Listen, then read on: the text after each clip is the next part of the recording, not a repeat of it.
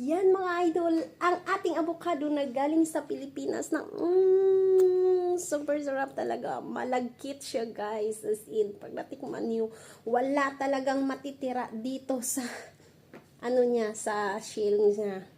Kasi malinis na malinis talaga siya. Wala talaga siyang bilog-bilog o kaya matigas, mapait. Ayan, mapakla. Ay, ano ba yan? Basta yun na yun. Malagkit siya, guys. Malagkit. Ayan, tikman natin kung masarap nga. Ito siya, guys. Oh.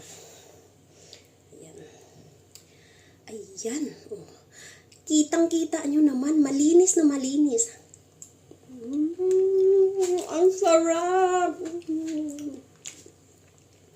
Ito na talaga yung kakainin ko guys. Ngayon kita ko nyo, malinis talaga siya.